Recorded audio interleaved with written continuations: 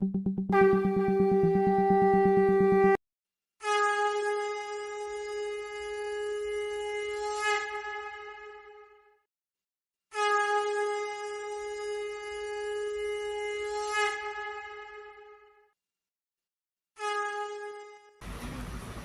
प्रेममय श्री ठाकुर जी के श्री चरणों में कोटि कोटि प्रणाम। जगदीश्वरी जगपालिनी पुरुषोत्तम अर्धांगिनी, प्रणाम तुम्हें नारायणी। परम पूज्यपाद पीतिदेव श्री बरदा के श्री चरणों में कोटि कोटि प्रणाम। आचार्य देव के श्री चरणों में कोटि कोटि प्रणाम। यहाँ उपस्थित समस्त ऋत्विक देवता और छोटे छोटे बच्चे माताओं को मेरा यथा योग स्थान पर भक्ति भरा प्रेम भरा जय गुरु। आज नवरात्रा का शुभ दिन है, शुभ समय है, तो मैं यही कहना चाहूँगी, या देवी सर्वभूतेषु शक्ति रूपेण संस्थिता नमस्तस्यै नमस्तस्यै नमस्तस्यै नमो नमः। सभी को नवरात्रा दुर्गा पूजा की ढेरों ढेरों शुभकामनाएं। और ये सुंदर मंच आप लोगों ने मुझे दिया। और ठाकुर जी की बात मैं कहना चाहूँगी। पहले ये कहूँगी, कबीरदास जी का एक दोहा है, ये तन विष की बेरड़ी गुरु अमृत की खान, शीश दिए जो गुरु मिले तो भी सस्ता जान। कितनी सुंदर बात वो कह के गए हैं, ये तन विष की बेरड़ी गुरु अमृत की खान, शीश दिए जो गुरु मिले तो भी सस्ता जान। तो हम लोग कितने सौभाग्यशाली हैं कि हम लोगों को इतनी आसानी से ऐसे गुरु मिले, पुरुषोत्तम मिले, सदगुरु मिले, और हम लोगों का जीवन सुंदर हो गया, धन्य हो गया। अब हम लोगों को ये समझना है, सबके मन से अपने आप में समझना है कि ठाकुर जी मेरे लिए है कि मैं ठाकुर जी के लिए हूँ। ये दो लाइनें बहुत सुंदर लाइनें हैं। मैं ठाकुर जी के लिए हूँ, ये ठाकुर जी मेरे लिए है। यदि मैं मेरे लिए ठाकुर जी है तो मेरा जीना, मेरा ठाकुर जी की पूजा करना, सारी चीज़ें बेकार है। यदि मैं ठाकुर जी की हूँ या मैं ठाकुर जी का हूँ, ये सोचेंगे आप, अंतरात्मा आपकी इतनी सुंदर, इतनी पवित्र हो जाएगी कि मैं ठाकुर जी का हूँ। कहते हैं ना, अभी साधना दी रचित प्रार्थना में हम लोग पढ़ते हैं, ठाकुर तुम्हारी विद्धि मेरी विद्धि को स्पर्श करे, मेरा नारित्य धन हो, सार्थक हो तुम्हारी नारी नीति के प्रतिपालन में। हे प्रिय राजा धीराट सम्राट, तुम रहो, तुम बचो, हमारे जीवन चलना के प्रति पदक्षेप में। कितनी सुंदर बातें हैं, तुम्हारी वृद्धि मेरी वृद्धि को स्पर्श करे। तो मैं ठाकुर जी की हूँ या मैं ठाकुर जी का हूँ, मेरे लिए ठाकुर जी है, ये जब सोचेंगे तो आपका जीवन धिक्कार से भर जाएगा। आप अधःपतन की ओर चले जाएंगे, आपका जीवन बिल्कुल बेकार हो जाएगा। लेकिन ठाकुर जी के लिए मैं हूँ या मैं ठाकुर जी का हूँ, ये जब सोचेंगे तो एक सुंदर सा दृश्य, एक सुंदर सी भावना, एक सुंदर सा आपके मन में एक सुंदर सी बात आएगी और आपके तन बदन में छा जाएगी कि मैं ठाकुर जी का हूँ या मैं ठाकुर जी की हूँ। आपका मन, आपका रोम रोम बिल्कुल प्रफुल्लित और आनंदित हो उठेगा। ठाकुर जी से भक्त पूछ रहे हैं, ठाकुर रोज रोज इष्टवृत्ति कौन करता है? रोज रोज इष्टवृत्ति करना तो बिल्कुल भी नहीं अच्छा लगता है। ठाकुर जी बोले, बिल्कुल सही बात है, रोज रोज इष्टवृत्ति कैसे किया जाएगा? रोज रोज इष्टवृत्ति जब भी करोगे जब यजन से अपने आप को उद्बुद्ध करोगे। इतना यजन करो कि तुम इतने उद्बुद्ध हो जाओगे कि तुम जब याजन करोगे तो तुम्हारा परिवेश उद्बुद्ध होगा। जब तुम्हारा परिवेश उद्बुद्ध होगा, तुम्हारा वातावरण उद्बुद्ध होगा, तो एक सुंदर सी समाज की रचना होगी और बिना बाधा के, बिना ऑब्स्टेकल के हम अपना जीवन बहुत सुंदर ढंग से जी पाएंगे। लेकिन अगर यजन नहीं सुंदर होगा तो याजन भी सुंदर नहीं होगा, और जब याजन सुंदर नहीं होगा तो हमारे पारिपार्श्विक जो है उसको हम संतुष्ट नहीं कर पाएंगे। यही पारिपार्श्विक हमें अपने जीवन में आगे बढ़ने में यही बाधक हो जाएगा। हम अपने लिए याजन इष्टवृत्ति अपने लिए करेंगे ताकि यजन से मैं उद्बुद्ध हूँ, याजन से पारिपार्श्विक उद्बुद्ध हो और इष्टवृत्ति से हम जीवन सुंदर ढंग से जिए।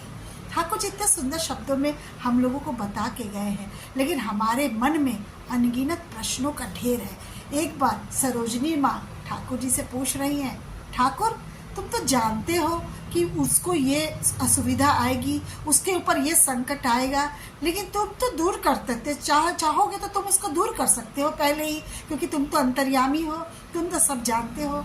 ठाकुर जी कह रहे हैं मेरे अंदर इतनी क्षमता नहीं है, और न मैं किसी को दुख देता हूँ और न सुख देता हूँ। ये दुख और सुख जो है खुद मनुष्य का लाया हुआ चीज है।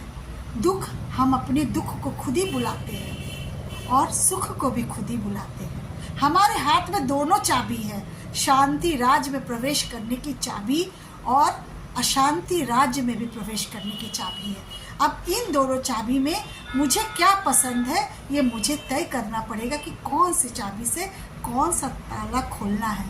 बाकी मैंने सारी कुछ बातें यहाँ बता के चला गया हूँ, अब तुम लोगों को समझना है, क्योंकि हम लोग नहीं समझ पाते हैं। हम लोग ठाकुर जी को जब कोई चीज़ दे देते हैं तो कोई चीज़ मान लीजिए ले गए खुशी खुशी, हम अपने आचार्य देव को भी देते हैं, ठाकुर जी को भी ले जाते हैं, तो उस पर बड़ा अधिकार समझते हैं। अधिकार इस तरह समझते हैं कि एक भक्त जो थे ठाकुर जी को शांतिपुरी धोती ला के देते हैं। शांतिपुरी धोती एक बंगाली समाज में पहनी जाने वाली शांतिपुर की धोती है जो बहुत ज़्यादा प्रचलित है। तो ठाकुर जी को वो धोती ला के जब ठाकुर जी को देते हैं, ठाकुर जी उसको खुशी खुशी ग्रहण करते हैं। उसके बाद थोड़ी देर बाद वो भक्त खूब खुश होते हैं कि ठाकुर ने मेरी धोती ले ली। लेकिन कुछ देर बाद वही ठाकुर जी उसी धोती को एक दूसरे को दे देते हैं जो उनके आश्रम में रहते हैं। इसी पर वो जो भक्त जिन्होंने धोती दी थी शांतिपुरी, वो कह रहे हैं अपने पास वाले मित्र से कि देखो मैंने ठाकुर जी को ये दिया था और ठाकुर जी ने ये शांतिपुरी धोती उसको दे दी। यानी अभी भी वो सोच रहे हैं कि ये धोती मेरी है। तभी उनके मन में ये प्रश्न आता है कि ये शांतिपुरी धोती मैंने ही ठाकुर जी को दी है। ये मैं नाम का ही राक्षस तो हम लोगों को खाए जा रहा है, सभी के कंधे पर सवार है। रावण आया, एक रावण था, उसको मार दिया गया। कंस आए, उनको मार दिया गया। शरायन आए सतयुग में 4 अक्षर का राक्षस, उनको मारा गया। और कंस आए द्वापर में, 2 अक्षर के ही तो थे, बलशाली थे, उनको भी मार गिराया गया। लेकिन कलयुग का जो भयंकर राक्षस जिसका नाम मैं यानी आई, मैं नाम का राक्षस हमारे आपके हर एक के कंधे पर ये राक्षस सवार है और हर एक को परेशान किए हैं, हर एक को पतन की ओर ले जा रहा है, क्योंकि मैं नाम का राक्षस हमको छोड़ने को तैयार ही नहीं है। और इतना ये बलशाली है, इतना बलशाली है कि इसको हटाना बहुत बड़ी बात है, क्योंकि हम इतने वित्तीय प्रवृत्तियों में जकड़े हैं, इतनी प्रवृत्तियां के बीच में हम रहते हैं, हमको भगवान तो दिखते ही नहीं हैं। तभी ठाकुर जी बोलते हैं भगवान कब दिखेंगे? जब दिखेंगे जब ठाकुर जी की इस वाणी को हम चरितार्थ करेंगे। असीम जब ससीम होके सीमा में लेते स्थान, वृत्ति भेदी टान रहने से देखोगे भगवान। तो प्रश्न उठता है कि क्या हमारा टान वृत्ति भेदी है? ऐसा तो नहीं लगता है कि हम वृत्ति को भेद पा रहे हैं और अपने परम पिता को देख पा रहे हैं।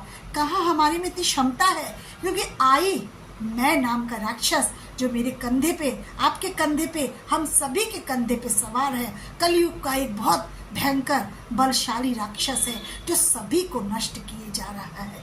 इस मैं नाम के राक्षस से कैसे हम मुक्ति पा सकते हैं? इस मैं नाम के राक्षस से मुक्ति पा सकते हैं जब हम ठाकुर जी की इस वाणी को समझेंगे। Man is my income and love is my expenditure. मनुष्य हमारी आमदनी है और प्यार हमारा व्यय है। लेकिन हम लोगों ने इसको क्या कर दिया है? Money is my income and ego is my expenditure. पैसा हमारी आमदनी है और अहंकार जो मैं है ये हमारा व्यय है। जब ऐसे चीज़ों को व्यय करेंगे तो हम कहाँ से परम पिता को, परमेश्वर को, पुरुषोत्तम के दर्शन कर पाएंगे?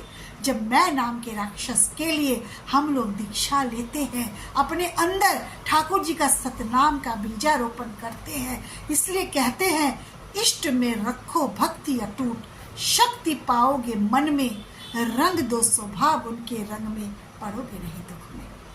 ये बातें क्या हम समझ पा रहे हैं? ये मैं भी नहीं समझ पाती हूँ। वाणियाँ तो मुझे बहुत याद है, लेकिन जब एन वक्त होता है तो ये मैं नाम का राक्षस, मैं भी बोल रही हूँ, मैं भी इससे छूती नहीं हूँ। ये कहीं ना कहीं मेरे कंधे पे भी सवार रहता है। कोशिश जारी है और निरंतर कोशिश में लगी रहती हूँ कि इस राक्षस को मैं धाराशाही कर पाऊँ और ठाकुर जी की बातों को चरितार्थ कर पाऊँ। Man is my income, love is my expenditure. इसके लिए क्या करना पड़ेगा? इस लव के एक्सपेंडिचर में को क्या करना पड़ेगा? ऐसे ही मिल जाएगा कि हम कहेंगे प्यार दो प्यार दो प्यार दो तो प्यार मिल जाएगा? प्यार करो प्यार करो प्यार करो तो प्यार हो जाएगा? जी नहीं, इसके लिए हमको बहुत कड़ी मेहनत करनी पड़ती है। इसलिए ठाकुर जी कहते हैं, इसके लिए ठाकुर जी ने फिर एक वाणी दिया है। कहते हैं हृदय देकर हृदय खरीदो। देखो कितनी सुंदर वाणी है। देखिए ठाकुर जी हर एक बिंदु पे, हर एक कोने पे वाणियाँ दे के गए हैं। ठाकुर जी कह रहे हैं हृदय देकर हृदय खरीदो, सेवा देकर सेवा, व्यवहार देकर व्यवहार खरीदो, विभव बढ़ावे शोभा। क्या पैसे के बल पर आज मनुष्य मिलेगा? इतने दिन से तो मैं नाम की चीजों लेके मनुष्य मनुष्य मनुष्य किए जा रहे हैं, लेकिन क्या मनुष्य हासिल हो रहा है?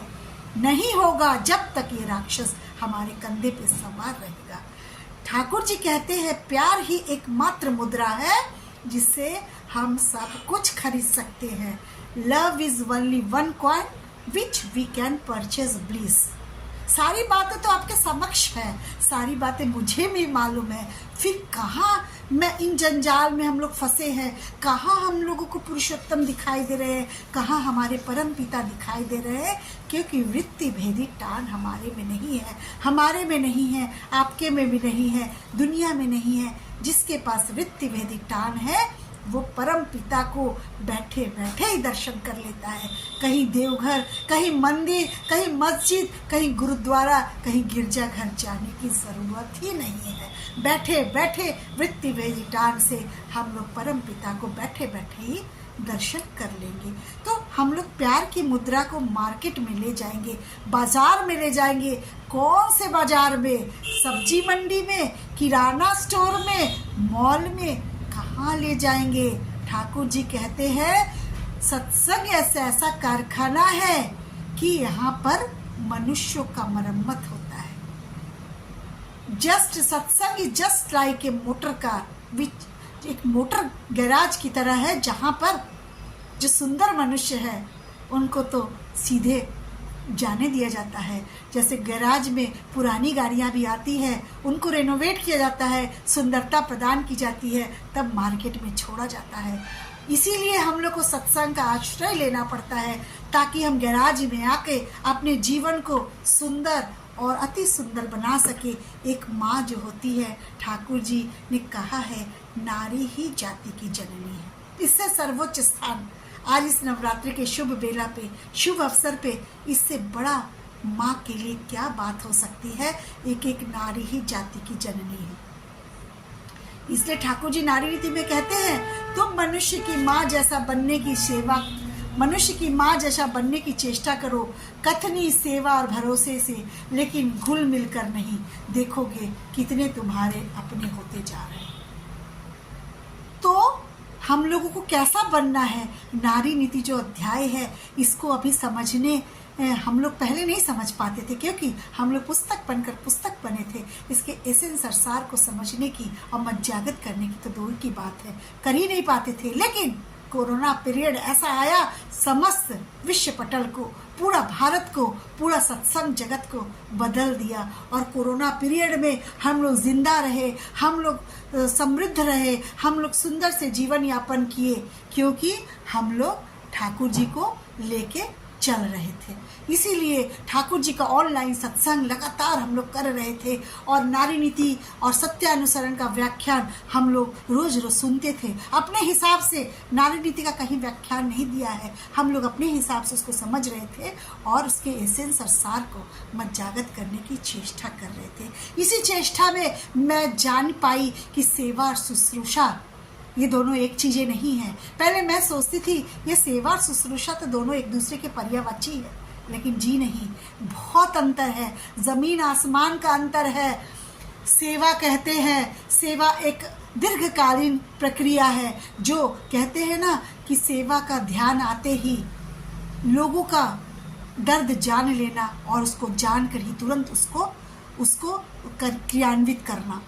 तो ठाकुर जी कह रहे हैं सेवा का अर्थ होता है, नारी नीति के अध्याय से मैं कह रही हूँ, सेवा का अर्थ होता है दीर्घकालीन प्रक्रिया जो चिर निरंतर चलती है, सतत निरंतर चलने वाली प्रक्रिया है, जो हमको आजीवन अगर मनुष्य रूप में आए हैं, परम पिता को अगर हम पकड़े हैं, पुरुषोत्तम की दीक्षा लिए हैं, तो ये सतत निरंतर चलने वाली प्रक्रिया है। कभी नहीं रुकना चाहिए, बिल्कुल अनवरत चलना चाहिए। लेकिन शुश्रूषा बिल्कुल विपरीत दिशा की बात है। शुश्रूषा अल्पकालीन प्रक्रिया है।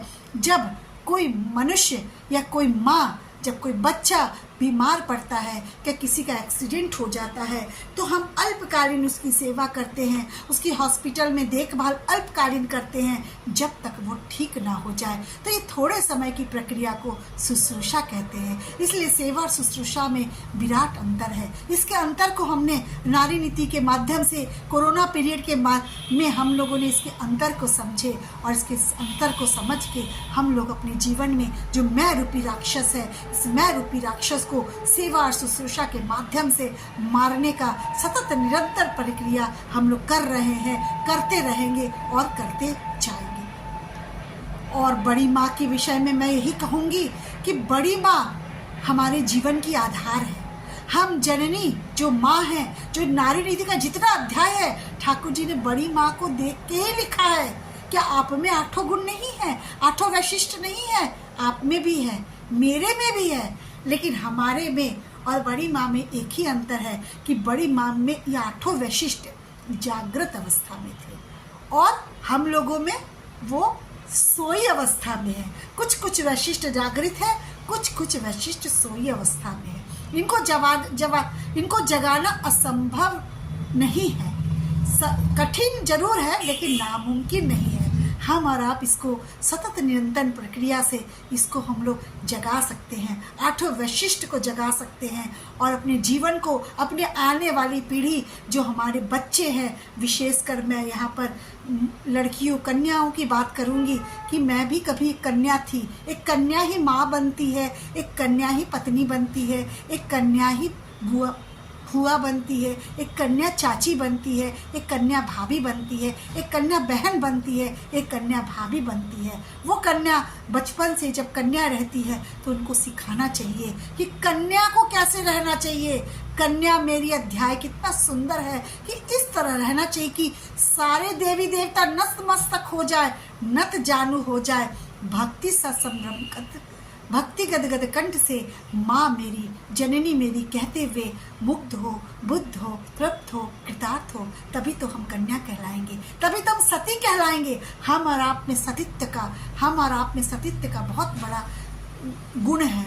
ऐसा नहीं है कि हमें सती नारी के गुण नहीं है, हमें सती नारी के गुण को और डेवलप करना है। कैसे डेवलप करना है कि सती नारी क्या वो पति के साथ भस्म हो गई, क्या उसी को सती नारी कहते हैं?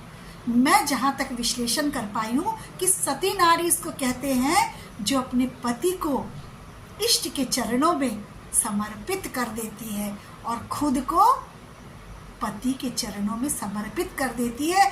जब पति इष्ट के चरणों में समर्पित हो जाएगा तब देखिए कितना जिंदगी, कितनी दुनिया, कितना समय, कितना युग बदल जाता है। इसको करके तो देखिए, इतिहास गवाह है। आपने रत्नावली का नाम सुना ही होगा। तुलसीदास जी की धर्म पत्नी ने तुलसीदास को तुलसी बना दी, तुलसीदास बना दिया। उन्होंने अपने पति को देश समाज पूरे विश्व में स्थापित कर दिया और खुद को पति के चरणों में न्यस्त कर दिया। कैसे कर दिया? क्योंकि तुलसीदास तो पत्नी प्रेम में पागल थे, वो तो कुछ नहीं जान रहे थे, नदी नाला।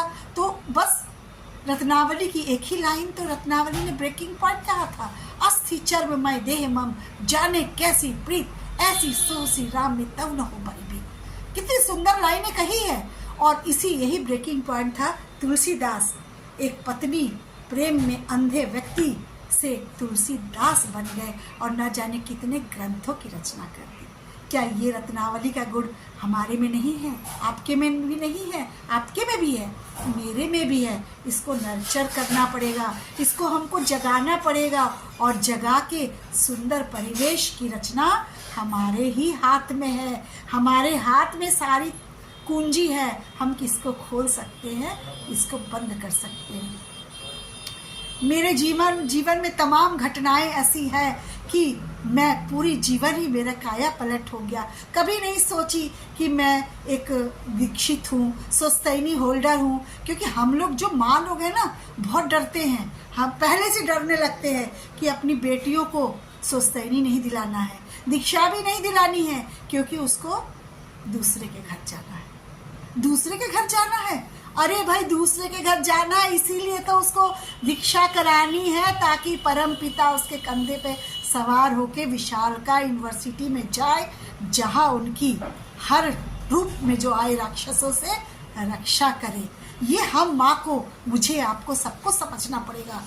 और मेरे पिताजी ने यही समझा, और हम लोगों को बचपन में दीक्षा सोस्तेनी दोनों दी। सोस्तेनी तो मुझे जो पहले आचार्य देव थे, उनके माध्यम से मेरी 9th क्लास में सोस्तेनी हुई। एक बार भी नहीं सोचा, मैंने ना सोचा, ना मेरे पिताजी ने सोचा कि सोस्तेनी लेने के बाद इसका क्या हश्र होगा, क्या हश्र होगा। आपके सामने मैं अच्छी खासी बैठी हूँ, आनंदित जीवन बिता रही हूँ, ये सोस्तेनी का ही परिणाम है, ये दीक्षा का ही परिणाम है कि एक ऋतिक के घर में मेरा जन्म हुआ, और मेरा ये गर्व का विषय है। इसमें मैं स्वाभिमान करती हूँ। मैं भौतिक सुख सुविधाओं का अभिमान नहीं करती हूँ, ना मैं अपने पद का अभिमान करती हूँ, ना अपने बोलने का अभिमान करती हूँ, ना अपने शिक्षा का अभिमान करती हूँ। अभिमान करती हूँ तो सिर्फ अपने, मेरे साथ हमारे परम पिता, हमारे गुरु जी हैं, और मैं एक ऋतिक के घर में जन्म हुआ मेरा, और मेरे घर में 5-5 पंजाधारी लोग हैं। मेरे दोनों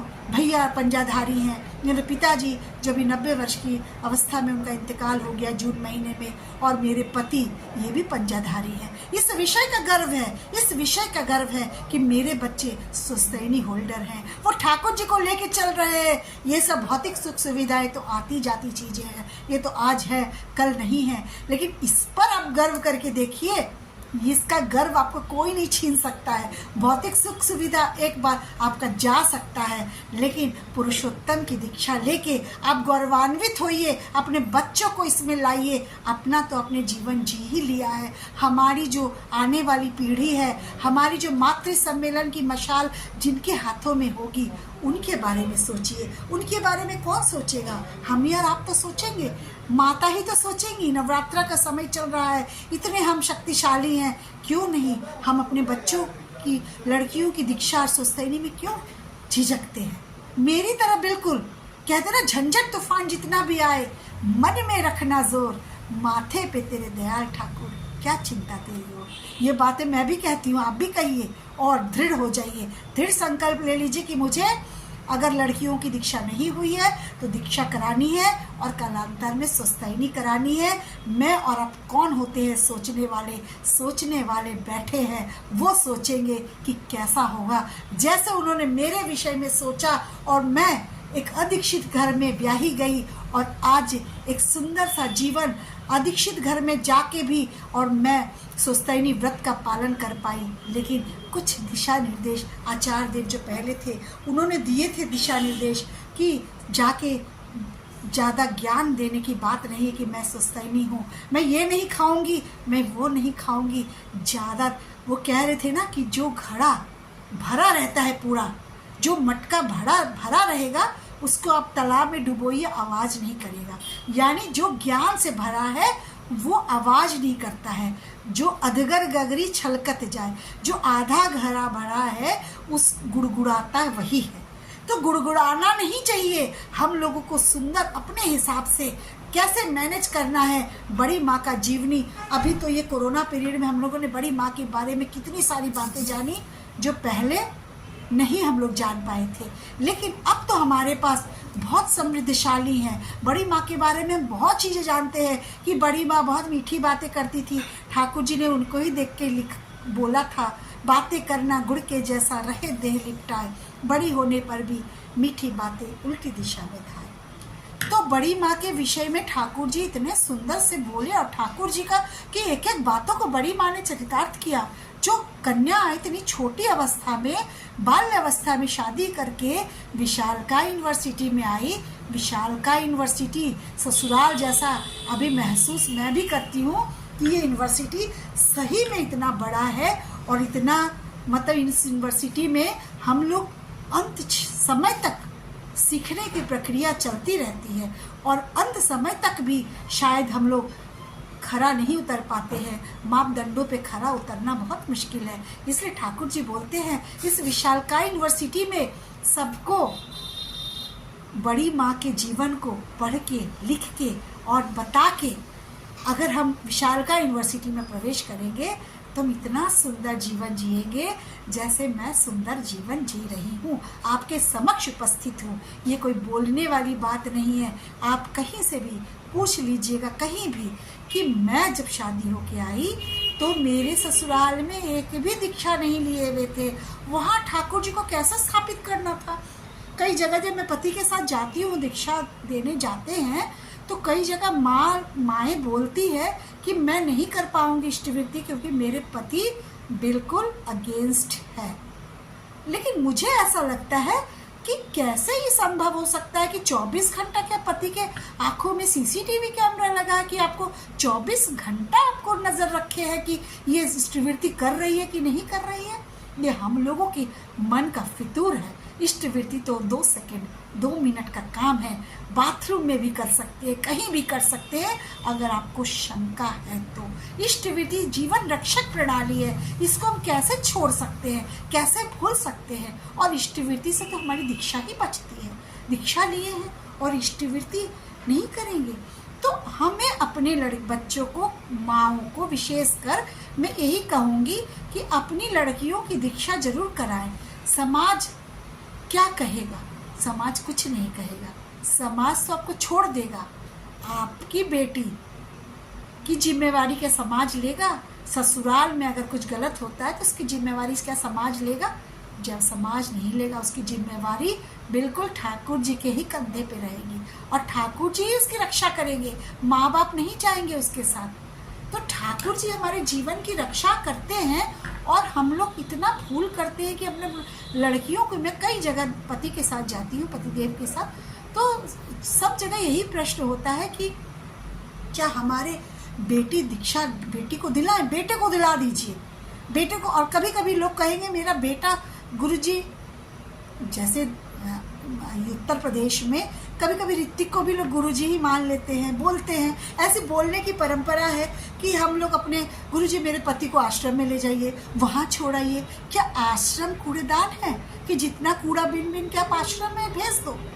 अरे घर में सुंदर परिवेश की रचना करो। कौन कहता है कि कलयुग है? कलयुग तो बाहर है, लेकिन महसूस करिए तो हमारे घर में, मेरे घर में, तो मैं अपने घर की बात कर रही हूँ, मेरे घर में तो सतयुग है, क्योंकि मेरे घर में सतयुग रहता है और सतयुग हमारे साथ साथ रहता है, क्योंकि उसकी रचना ऐसे सुंदर ढंग से हम लोगों ने की है। और हमारे बच्चे सब सत्संग से जुड़े हैं, और बिल्कुल सामूहिक प्रार्थना होता है। सुबह का तो मैं नहीं कहूँगी, लेकिन शाम को हम लोग सामूहिक प्रार्थना करते हैं, भजन कीर्तन होता है। और मैंने अपने बच्चों को म्यूज़िक भी सिखाई हूँ, और तबला भी। एक बच्चा मेरा गाने में ग्रेजुएट है, वो डेंटिस्ट भी है, डॉक्टर भी है, और एक बच्चा मेरा बीटेक इंजीनियर भी है, वो तबला में भी ग्रेजुएट है। तो मैं इन लोगों को इसलिए सिखाई हूँ कि देखिए हमारे बिहारियों का कल्चर नहीं है कि गाना बजाना सिखाना, लेकिन हम लोग ठाकुर जी का कल्चर इतना रिच है। तो वहाँ पे मैं एक लड़की कैसे पूरे घर को बदल देती है। इसलिए ठाकुर जी कहते हैं अंतरजातीय विवाह नहीं, लेकिन इंटर स्टेट मैरिज करो। एक राज्य से दूसरे राज्य में शादी हो, जाति की बात मैं नहीं कह रही हूँ, अंतरराज्यीय शादी की कह रही हूँ, inter state marriage. Inter state marriage होने से यही होता है कि एक दूसरे की संस्कृति का आदान प्रदान होता है। मैं बिहार से हूँ और मेरे पतिदेव गाजीपुर उत्तर प्रदेश से हैं, जहाँ की संस्कृति और बिहार की संस्कृति बिल्कुल जमीन आसमान का अंतर है। लेकिन मैं बिहार से आई, ठाकुर जी को लेके आई, और संस्कृति बिल्कुल बदल गई। और मेरी शिक्षा दीक्षा चूँकि बंगाल में हुई है, मेरे पापा वहाँ अंग्रेजी के लेक्चरर हुआ करते थे दुर्गापुर में, तो हमारी संस्कृति में ये कल्चर बसता है। और मैं गाना बजाना ये सब पसंद हम लोग करते हैं। और कहते हैं ना, पति को भी रंग में रंगना हमारा ही जिम्मा है, हमारा आपका ही काम है कि हम अपने पति को कैसे रंग में रंगे। हम पहले अपने इष्ट के रंग में रंगे, फिर पति अपने आप रंग जाएंगे। कैसे नहीं रंगेंगे? असंभव नहीं है, नामुमकिन नहीं है, थोड़ा कठिन जरूर है। क्योंकि सारी बातें जब मेरे पति हमारी सुनते हैं तो क्या मेरे रंग में वो नहीं रंगेंगे? आज नहीं रंगेंगे, कल नहीं रंगेंगे, परसों नहीं रंगेंगे, 2 साल नहीं रंगेंगे, 10 साल नहीं रखेंगे, लेकिन रंगना तो उनको जरूरी है। मैं यहाँ पर अपनी दीदी का जिक्र करना चाहूँगी। मेरी दीदी, बड़ी दीदी की शादी पटना में हुई थी। मेरे जीजा जी अदीक्षित थे, लेकिन मेरी दीदी अदीक्षित थे और जीजा जी को, मेरे ठाकुर जी को मानते बहुत थे। अभी इस दुनिया में नहीं है, कोरोना काल में उनका स्वर्गवास हो गया। तो वो ठाकुर जी को मानते बहुत थे, दीदी की इष्टवृत्ति जमा कर देते थे, सब करते थे, लेकिन कहते थे मैं दीक्षा नहीं लूँगा। अगर दीक्षा लेता हूँ तो मेरे घर वाले, मेरे परिवार, मेरे माता पिता कहेंगे कि ये औरत का बात सुनता है, औरत का गुलाम है। लेकिन 2 साल नहीं, 4 साल नहीं, 10 साल नहीं, 20 साल बाद ऐसा परिस्थिति आया कि मेरे जीजा जी थोड़ा पंडित तांत्रिक सबको बहुत मानते थे। एक तांत्रिक के यहाँ गए, एक पंडित के यहाँ गए, अंगूठी बनवाने गए। मेरी दीदी को भी देते थे अंगूठी पहनने। मेरी दीदी अपना काम करती रहती थी, ठाकुर जी को लेके चलती थी। मांस मछली भी लोग खाते थे, लेकिन दीदी बना के भी देती थी। देखिए, याजन यही होता है, ज्ञान देने वाला याजन नहीं है कि मैं मांस मछली हमको महकता है, हमको उल्टी आता है, हम छुएंगे नहीं। जो एक ऋतिक के घर की लड़की, दीदी ने उन लोग को मांस मछली भी बना के खिलाया। 1 साल नहीं, 2 साल नहीं, 4 साल नहीं, 20 साल बाद जीजा जी को रंग में रंगना ही पड़ा। जरूर रंगेगा आदमी जब हम अपनी तपस्या करेंगे। तो पंडित के यहाँ जब गए, पंडित ने अंगूठी दी तो जीजा जी को अंदर कमरे में ले गए। अंदर कमरे में जीजा जी देखते हैं कि बड़ी सी ठाकुर जी की फोटो रखी है। मेरे जीजा जी पंडित जी से कहते हैं, अरे इसी की पूजा तो मेरी पत्नी करती है। पंडित जी कहते हैं, कहाँ भटक रहे हैं, ये तो मेरा पेशा है, मैं आप अंगूठी मांगते थे, मैं आपको देता था, लेकिन जब आपकी पत्नी इस रंग में रंगी है, आप कहाँ भटक रहे हैं। वही ब्रेकिंग पॉइंट था। उस दिन से आके जीजा जी ने मेरी दीक्षा ली, लेकिन रंग में रंगने में 20 साल लग गए। तो कोई इसका समय नहीं है कि आप ठाकुर जी के पास है तो आपकी दीक्षा हो ही जाएगी, ऐसा बात नहीं है। दीक्षा भी इतनी आसानी से नहीं हो जाता है। इसमें भी जब तक उनकी कृपा नहीं होगी तो दीक्षा नहीं होगी। तो कहते ना, दीक्षा मानो दक्ष करती, प्रीत दीप्त करे प्राण, कूट कौशली अनुशीलन से कृति तीर्थ में कराए स्नान। तो क्या तीर्थ जाना है, कहाँ जाना है? हम तो रोज तीर्थ में डुबकी लगा रहे, रोज महातीर्थ कर रहे हैं। अब मेरा समय सीमा कम है, मैं आगे अपनी बात रख के समाप्त करूंगी। और तो मेरे जीजा जी इस रंग में रंगे, आखिर 20 साल लग गया, लेकिन रंगे जरूर। तो आप भी प्रयासरत रहिए, आज नहीं, कल नहीं, परसों नहीं, लेकिन एक ना दिन हम जरूर कामयाब होंगे। हम होंगे कामयाब एक दिन, मन में है विश्वास, पूरा है विश्वास, हम होंगे कामयाब एक दिन, जरूर कामयाब होंगे। जब हमारे ठाकुर जी, हमारे जब परिवेश को हमें को अनुकूल बनाना है, प्रतिकूल परिवेश को मैंने अपने जीवन में अनुकूल बनाया। चुप रह के, मीठे मीठे शब्दों बोल के, ज़्यादा बड़ी बड़ी बातें, बड़ी माँ का तो मैं नहीं कर पाऊंगी, लेकिन 2-4 बातें जो कम बोलना, जैसे आचार्य देव बोले थे, ससुराल में कम बोलना, ममता बिल्कुल नहीं बोलना। मैं बोली 1 साल नहीं बोलूँगी, उसके बाद दादा, तो दादा बोले उसके बाद तुम्हारी आदत पड़ जाएगी। इतने सुंदर सुंदर बातें कौन बोलता है? जीवंत आइडियल बोलते हैं। भगवान तो है ही है, भगवान की मूर्ति सबके लिए तथास्तु है। वो चोर भी आता है, भगवान मैं चोरी करने जा रहा हूँ, कहीं मैं पकड़ा ना जाऊं। उसके लिए क्या भगवान की हाथ गिर जाता है? नहीं गिरता है। सबके लिए भगवान का हाथ ऐसे ही रहता है, लेकिन जैसी करनी जो करता है वैसा ही फल पाता है। तो हम लोगों के जीवन में जीवंत आइडियल हैं, हमारे आचार्य देव हैं। इसलिए कहते हैं दीक्षा लेके शिक्षा लेके दीक्षा धरो, आचार को करके सार, आचरणी बोध चलन से ज्ञान समंदर हो जा पार। हमारे समक्ष जीवंत आइडियल आचार्य देव है, जो दिन रात हम लोगों को डीपी वर्क के विषय में बता रहे हैं कि डीपी वर्क वही वर्क है जब हमारे कुछ लोग खो जाते हैं, हमसे दूर हो जाते हैं, उनको वापस लाना है। हमारा काम है, मैकेनिक का काम है, हम लोगों को 440 वोल्ट में वो खोए हुए भक्तों को लाके 440 वोल्ट में जैसे जब जोड़ देते हैं तार को तो बहुत करंट प्रभावित होता है। उसी तरह हमारा जीवन भी मैकेनिक की भांति है। हम और आप उन भक्तों को, उन लोगों को, खोए हुए लोगों को ढूंढ के लाएंगे और तार से तार को जोड़ देंगे। एक मैकेनिक का काम करेंगे, सुंदर तार जोड़ेंगे तो हवा बहुत सुंदर चलेगी। हवा सुंदर चलेगी तो गर्मी से राहत मिलेगी, गर्मी से राहत मिलेगी तो हमारा दिमाग सुंदर सोचेगा, सुंदर सोचेगा तो हम ठाकुर जी का काम सुंदर गति से अच्छे से कर सकेंगे।